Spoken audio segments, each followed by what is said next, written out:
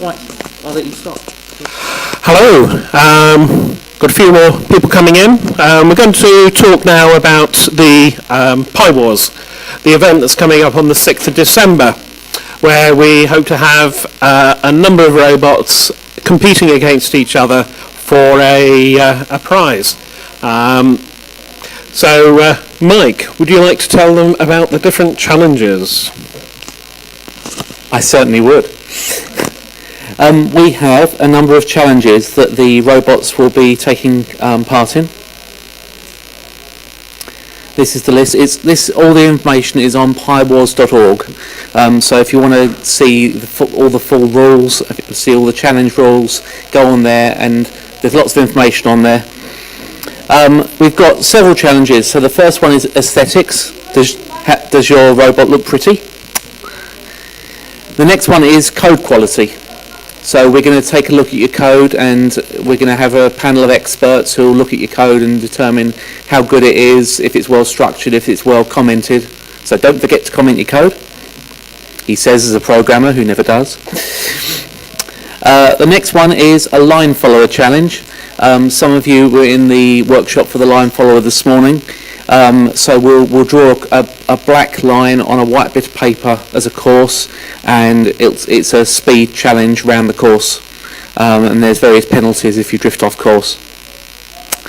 And then there's the obstacle course, which I'll pass over to Tim for. Okay, well, the obstacle course hasn't been designed yet because we are coming up with all sorts of different challenges that your robot is going to have to work its way through. These will actually be a surprise. You won't know what it's going to be until you get here. So you're going to have to plan for your robot to be able to go over different surfaces. So, shall I give an example? I'll give an example where we're not doing this. We're not doing water. Obvious reasons for that. We could do sand. We may not, but we could do. So your robot has got to be able to cope with these different surfaces, different obstacles to go over, go through, that sort of thing, and still be able to get to the end of the course. Do you want to tell them what things they can do while they're going through this if their robot stops or gets stuck or something like that? Let me just check the rules. Yes, we have quite a number of rules that are actually up on this on the PiWars.org website. It's not a free-for-all because we've seen some really good robots that would pounce on the other robots. Things like Piborg's robot out there, the Doodleborg. It's absolutely massive, and if it's going into sumo, it's not actually going to be able to. Well, it'll win the sumo because it'll just crush everything else. So we're avoiding issues like that. So, basically, there'll be a number of different bits of the obstacle course, and for each bit that you complete successfully, you'll get 5 points. And then it'll be a race as to who can finish the course first, and we're doing the point system based on Formula 1. Not the last race, isn't like 50 points for the last race for no reason at all. Next challenge is proximity alert. We're going to have you come in here, and we're going to choose a wall. Probably might actually choose the door. It'll be a course. Yep. We'll have something built. We'll have something built, and it'll be so. Can your robot detect what's ahead of it without hitting it? For those of you who are in for the Pi2Go one, you'll know that ultrasonic distance sensor is good to a point, but there are other things that you can do that are more accurate. The next one is robot golf. It's more like robot croquet. You'll have your robot, we'll put a ball in front of it, and then you'll have to push the ball, or hit the ball, or possibly carry the ball, possibly. And then you'll have to get it through a hoop. Just an ordinary hoop, probably like a croquet target. It'll be like a mouse hole type thing. Mouse hole. Do you want to tell them about the other 3? Okay, so we've got a few other challenges. One of them is the straight line speed test. Now that's actually quite a challenge. Keeping your robot in a straight line is not necessarily that easy because, as you know, you've got two motors driving your robot. You may have more, or you've got legs, perhaps. However, keeping it in a straight line may not be that easy. So we'll have a course for you to go down, a straight course, and we're going to time how quick it's going to take for your robot to get from one end to the other. Now we'll have sides to this, so you possibly may hit the side. That's going to slow you down. So there's a few challenges involved there, actually getting down to the other end the quickest. The next one is closest we're going to get to the Robot Wars style event. It's going to be sumo wrestling. Now, one of the rules we're going to have is you can't damage the other robot. The reason for that is people have spent a lot of love and money in building their robots, and it can be quite upsetting if the robot gets trashed, damaged, pie destroyed, that sort of thing. So we're going to avoid that this time. And you're going to be in a ring, and you're going to push the other robot outside that ring, however you like to do it, without doing any damage to the other robot. And the last of it is an autonomous three-point turn, as we're calling it. It's taking a robot down a corridor and getting it to turn around again and come back to you all on its own. That's should be it can be a little tricky to get it to do that because you'll have a limited amount of space for your robot to turn around in, and you've got to get it turned around quite accurately to go through the full full 180 degrees to come back to you. So that's going to be the final challenge. I'll just do the general rules. General rules, yes. Okay, general rules. You've got to have a Raspberry Pi on it. I know that's really, really obvious, but it does mean that you can have other boards like Arduinos working in concert with the Raspberry Pi, as long as the Raspberry Pi maintains control and it's at the core of the thing. We're going to be getting people to tell us what their robots are going to be before they go too far down it. They're going to sort of tell us what their robot's going to be so that we don't have any on-the-day disqualifications. There'll be two categories of robot, those that cost £75 and below, and those that cost at £75 and above. If you get yours directly on £75, we'll decide which one you're in. You can use a piece of equipment like a laptop or a mobile phone to control it, which doesn't count towards the cost of the robot, because obviously laptops cost a lot of money. Your robots have to be powered by batteries, so you can't do there is no way you can do a straight line speed test with a cable dragging behind it, so it's got to be powered by batteries.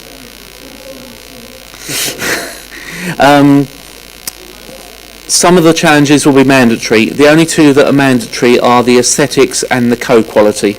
Everything else is optional because some robots will be able to do all of them, some robots will be able to do some of them.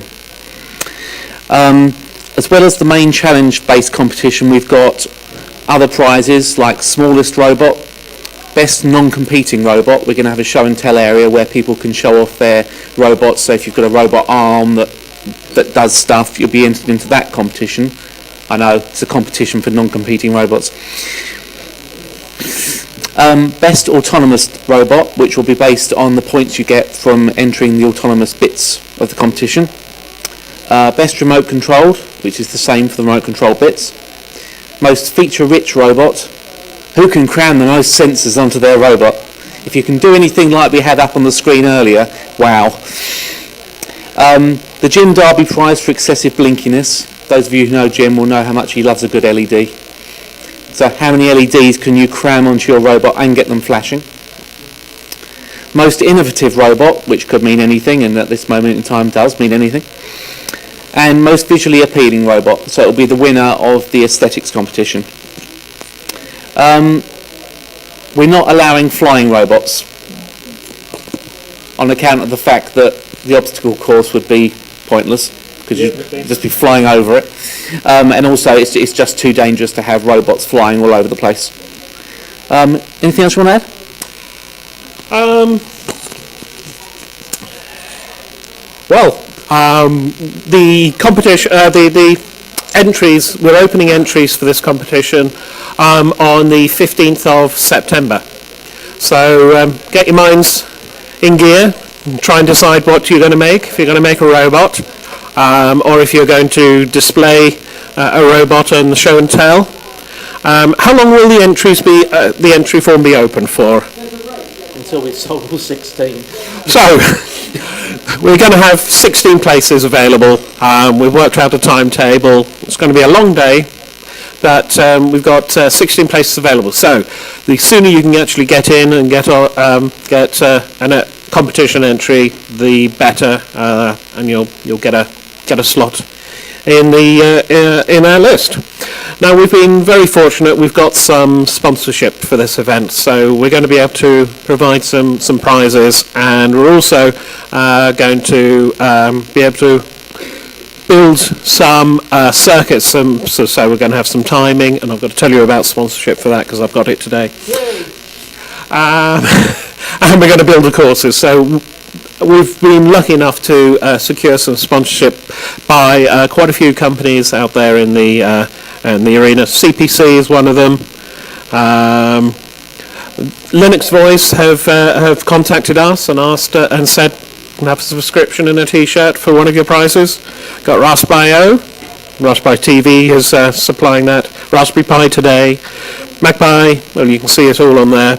So we've got a lot of interest in the industry with this competition. So please get your thoughts together about a Pi-based robot that you can enter and try and win. Has anybody got any questions? Yes. That is up to you. Oh, how are we going to? We'll probably get. Well, if you're not very close, it'll be a ruler. We might get some calipers so we can actually tell how close people have got. Yeah. So yeah, we'll be able to measure. Yes. Yeah. But it mustn't be touching, and it mustn't touch. So there's no. You can't use those sensors that detect touches. I can't remember what they're called. Micro switches. You can't use micro switches to detect the wall because you will have touched it. Probably. Yeah, maybe. No, there's. You will get enough notice of things like that. There's things like the 3-point turn. We haven't measured it yet, so we don't know exactly the distances you need to travel. We've still got to design a lot of the courses. So as soon as we've done that, we've been busy with getting this jam here and now. We'll be designing these all the courses and revealing as much information as we feel is necessary. So your question is, what colour will the wall be? It's actually quite relevant because it may depend on some of the sensors you're going to use. If you're going to use shining a light on it, that sort of thing, then you'll need to know that. So we will reveal that sort of information beforehand. However, I won't be telling you what's on the obstacle course until the day. Anybody else got any questions? Mike?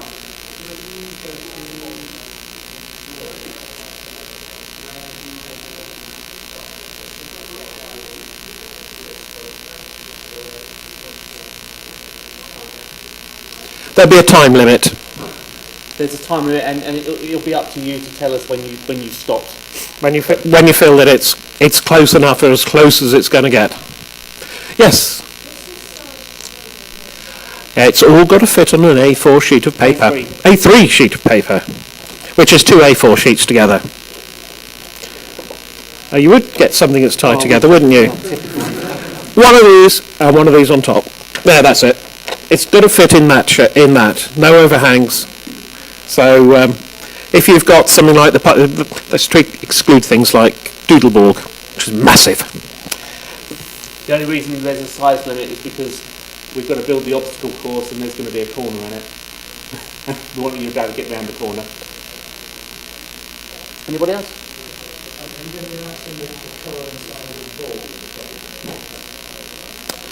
Good question, yes.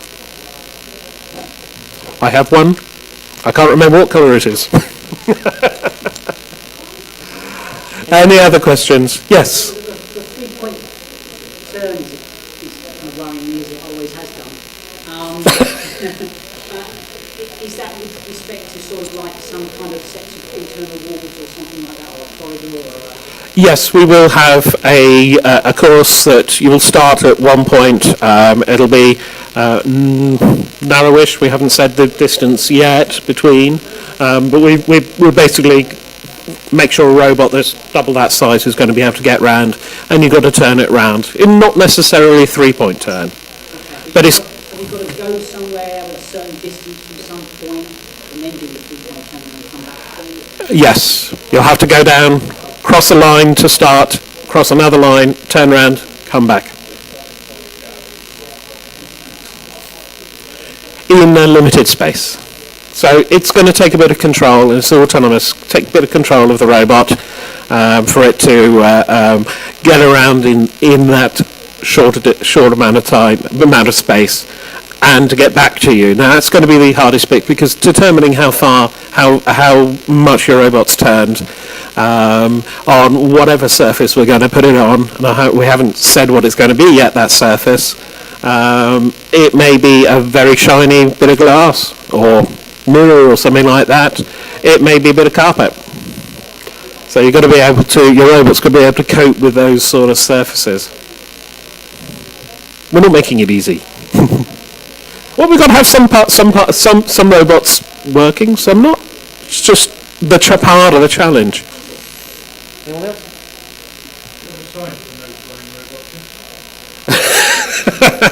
Not yet. Anyone else?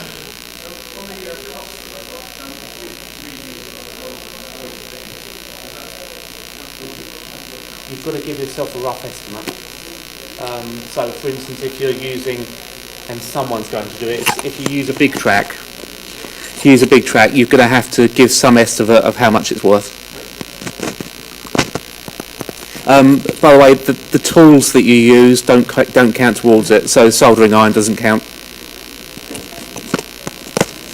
So basically it's the moving robot that is counts towards that cost. Are we including the pie? The cost the cost of the pie is in with the cost. So a pie is £25 for a bee, for example, so it leaves you £50 left to spend on the motors, batteries, that sort of thing. Or if you want to spend an awful lot more, you can go into the next category. Yep. Yeah, why not?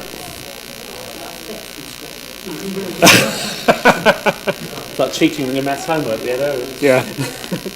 Anybody else got any other questions?